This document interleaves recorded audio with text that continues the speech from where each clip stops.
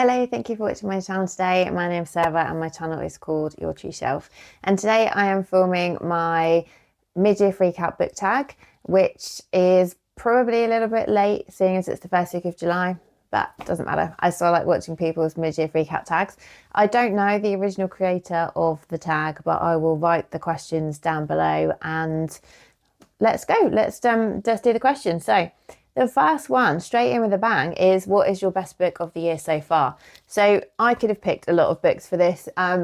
One thing I will say is that I am choosing a different book for each answer. There are definitely times when I could have used multiple questions with the same book, but that doesn't make for very interesting reading. So I am going to choose Tomorrow and Tomorrow and Tomorrow by Gabrielle Zevin. I read this about 2 or 3 months ago and I absolutely loved it.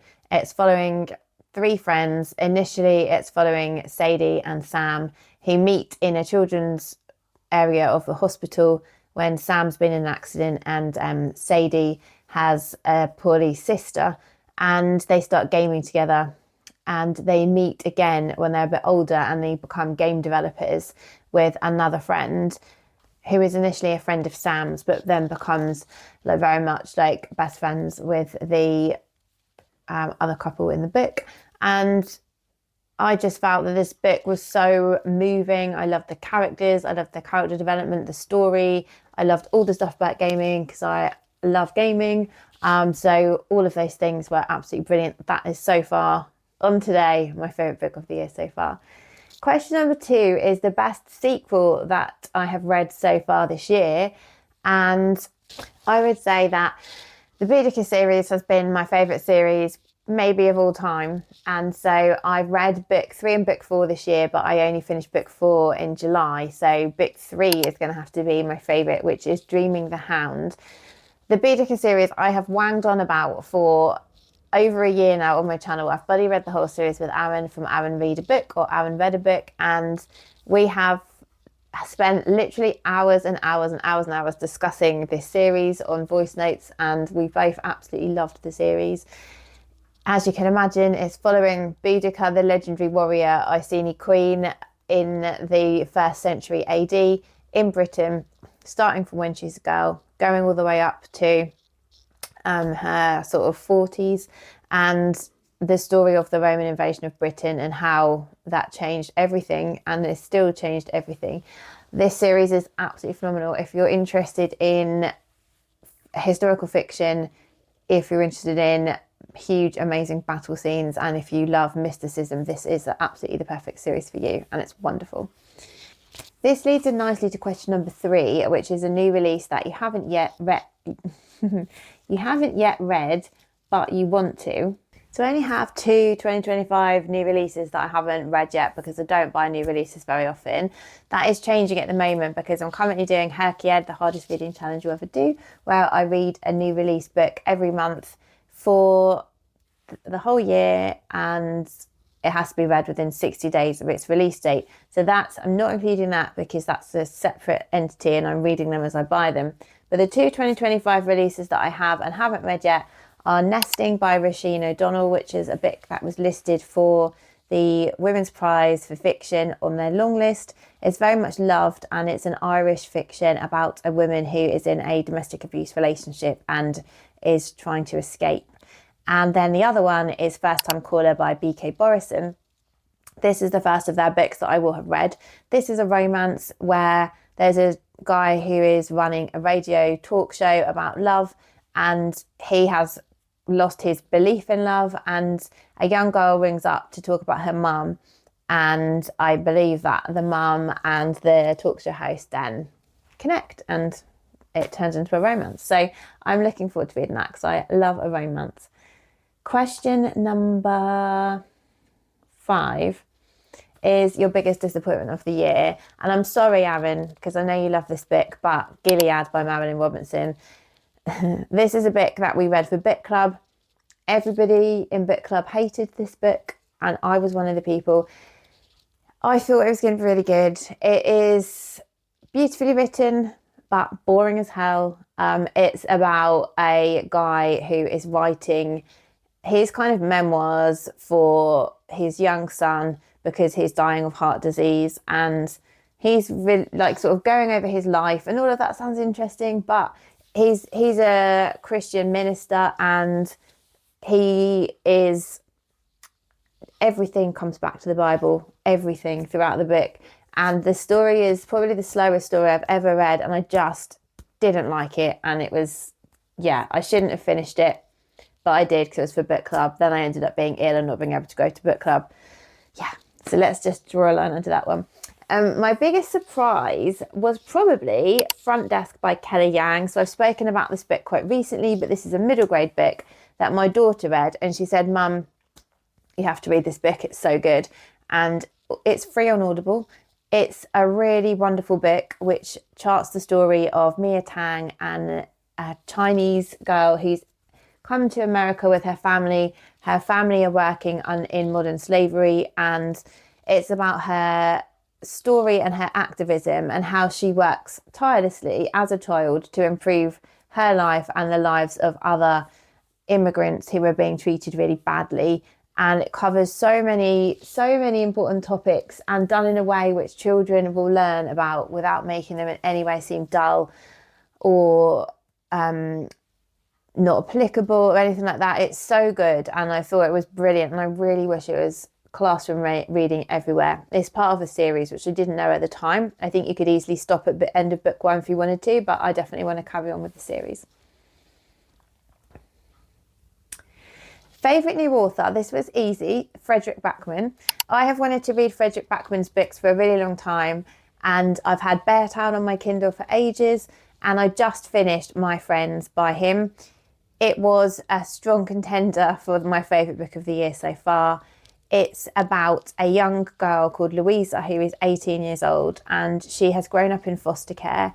She has always loved a particular painting which she's carried around for her whole life, from foster home to foster home, in the form of a postcard. And she finds out at the very beginning of the book that this picture is going to be auctioned in her local area, and she really wants to go and see the picture in real life. She manages to get into this auction and is slung out by the bodyguards because they think that she is an activist who's going to deface the painting, even though she's not. And she comes into contact with a guy in an alleyway who's really anxious, and she thinks he's homeless, and she has this conversation with him which is pretty awkward. And then she realizes, because they draw something together on the wall, she realizes that he's actually the artist of the painting that she's loved for her whole life, and that he's really, really unwell. And their story goes from there, but the painting is of a sea with a pier and 3 tiny figures sitting at the end of the pier. And Louisa's always made up this story of who she thinks those figures are. And it turns out that they are the friends of the artist who drew the picture from when they were kids, and one particular summer when they were teenagers. And Louisa learns all about their story. And so we get to know these 3 figures and their story as it's revealed to Louisa. It's so moving, as well as being funny. Like, Fredrik Backman has a great sense of humour. He really makes you laugh and I think it's hard for a book to make you laugh, but he made me cry, he made me laugh, he made me fall in love with the characters. This was a beautiful book. It only came out last month. I want everyone to read it. Fictional crush. This was tricky. I have more than one potential answer for this, but I needed to, like I said, spread it through the books and not just keep picking the same book for different things. So I picked a guy called Mikey, who is the male protagonist from Cara Bastone's Maybe This Time. I absolutely love Cara Bastone. I have read, I think, 4 of her romances now. And the reason I love her male protagonist is because she writes them as guys with high emotional intelligence, caring, genuine, not deceitful, like good conversationalists.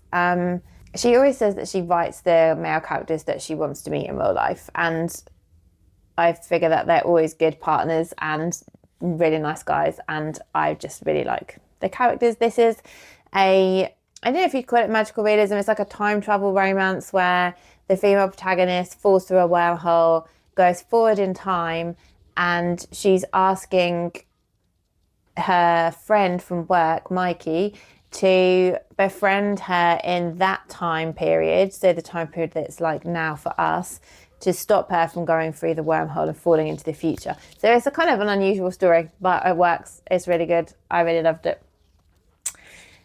The next one is favourite character. So I'm going to choose Bon from the Boudica series. Now, Bon is in the series is Boudica's brother. And you may ask, why am I not choosing Boudica? Well, that is a very good question. Boudica is absolutely awesome.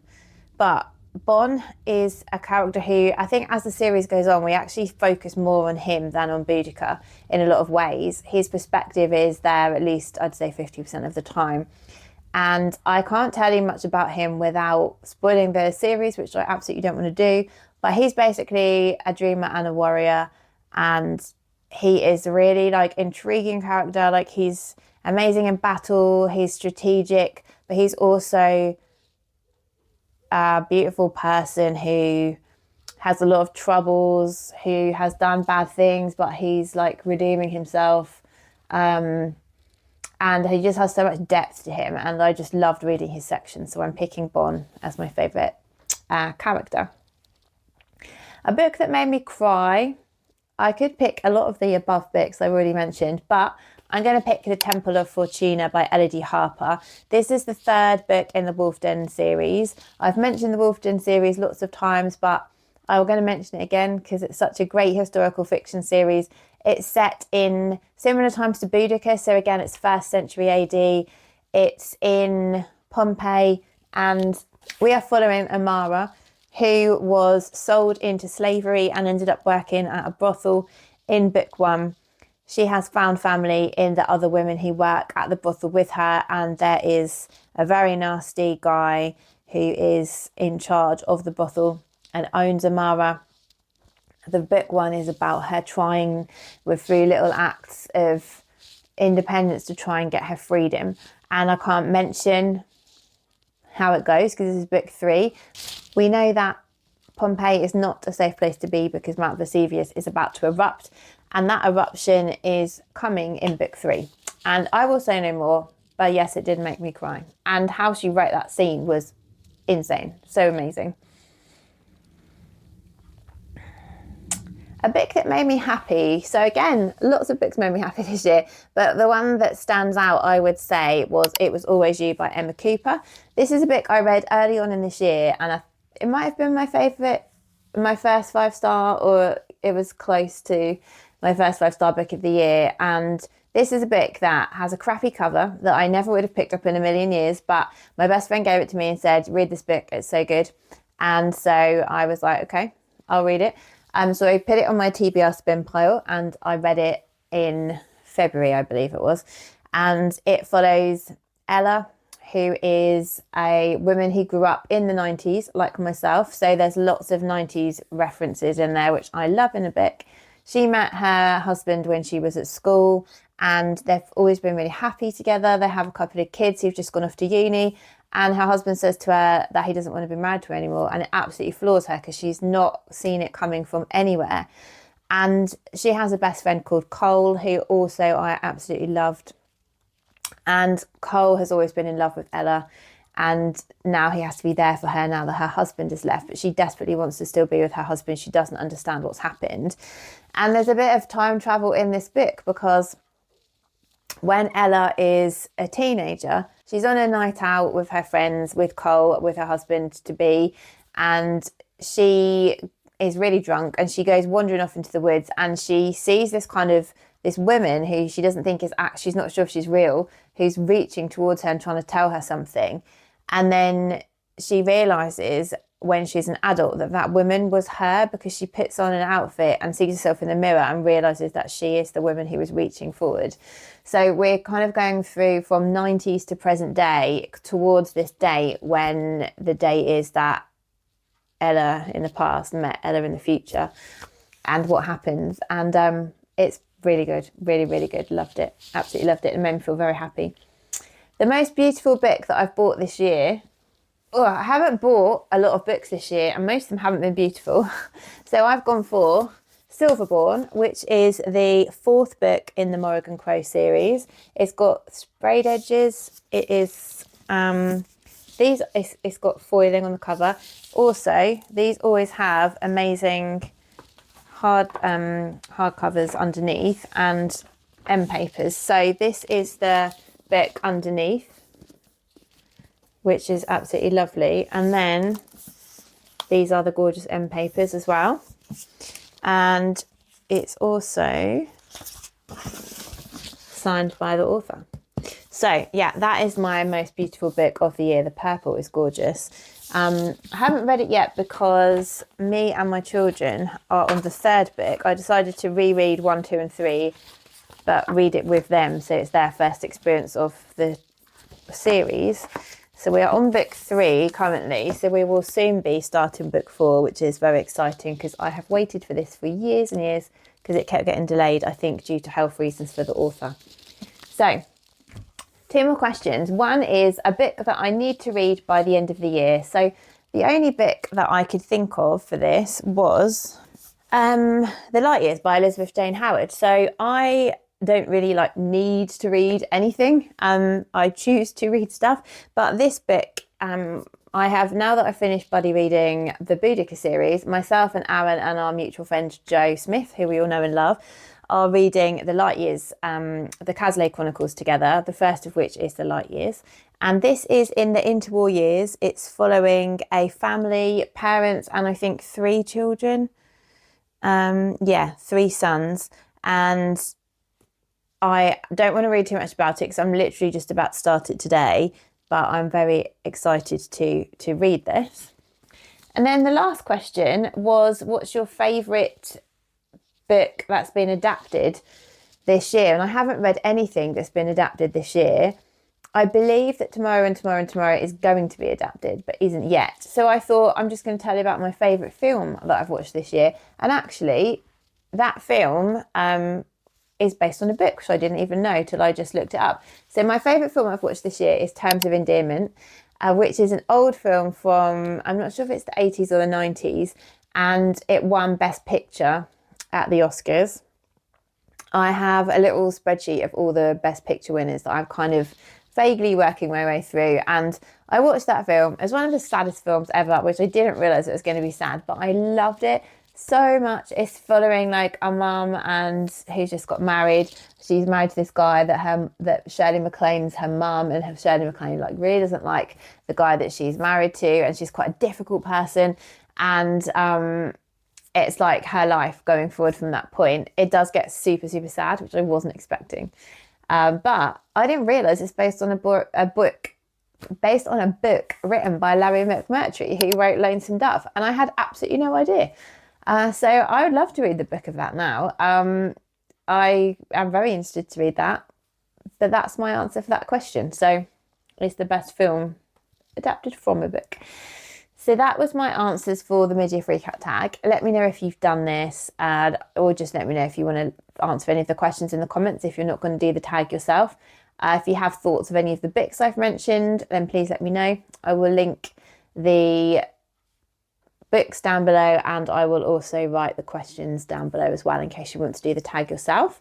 Thank you for watching. I hope you're having a wonderful week, and I'll speak to you all soon. Bye.